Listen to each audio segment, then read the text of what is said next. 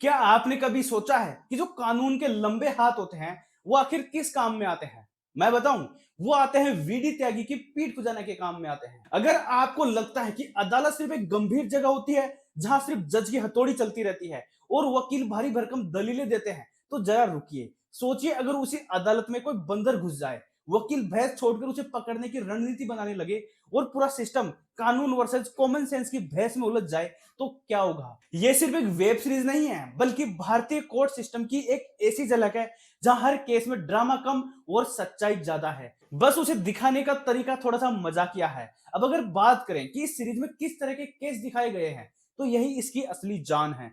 हर episode आपको एक नई स्थिति में डालता है। एक ऐसा केस आता है जहां पति अपनी पत्नी से इसलिए तलाक चाहता है क्योंकि जब उसकी शादी हुई तो वो पहली रात को शर्माई नहीं।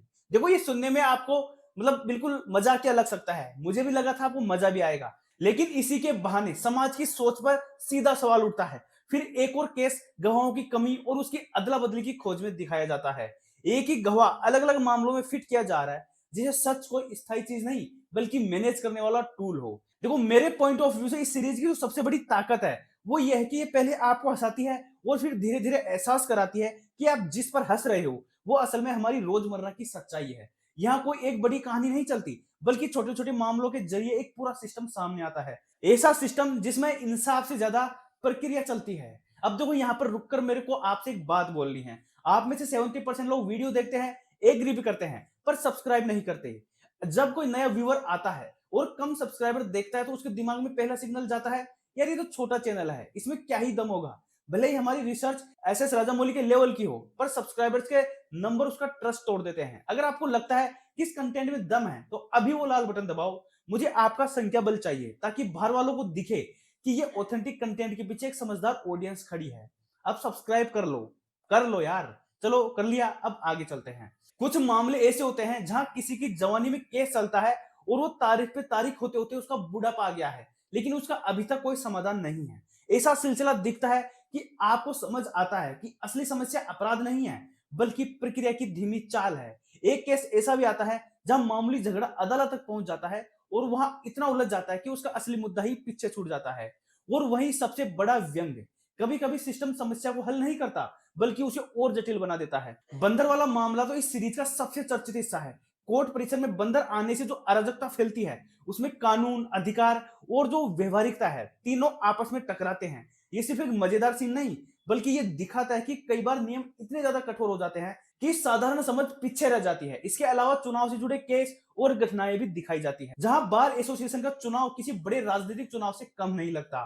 वो वादे, रणनीतियां और छवि बनाने का खेल है। ये सब देखकर साफ समझ आता है कि सत्ता चाहे छोटी हो या बड़ी हो, उसका खेल लगभग एक जैसा चलता है। अब किरदारों की बात करें तो यहाँ पर हर व्यक्ति का एक अलग रंग है। रवि किशन का किरदार एक आत्मविश्वासी और थोड़े नाटकीय वकील का है, जिसकी मौजूदगी हर सीन में महसूस होती है। उसकी अभिनय शैली में एक टकराव है जो कॉमेडी को भी नियंत्रित रखता है ताकि वो बिखरे नहीं। वही निधि बिष्ट का किरदार सिस्टम के भीतर की जो व्यवहारिकता है उसको दिखाता है।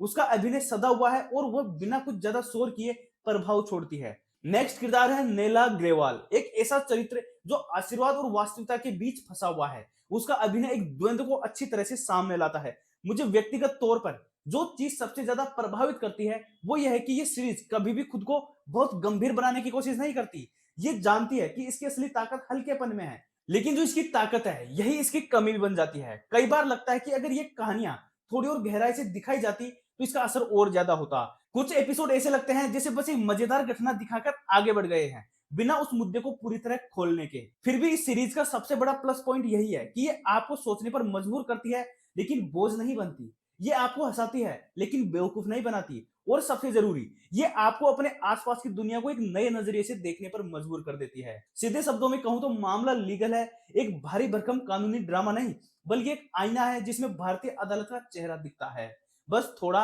हंसते हुए। अगर आप भी कुछ अच्छा और फ्रेश देखने का प्लान बना रहे हैं तो आप इस वेब सीरीज को चेकआउट कर सकते हैं। बाकी अगर अभी तक आपने इस वीडियो को लाइक और चैनल को सब्सक्राइब नहीं किया है तो क्या कर रहे हो यार, कितनी बार बोलना पड़ेगा मेरे भाई, सब्सक्राइब करो। चलो, मिलते हैं नई वीडियो में, तब तक के लिए हंसते रहिए, मुस्कुराते रहिए और स्वस्थ रहिए। बाय।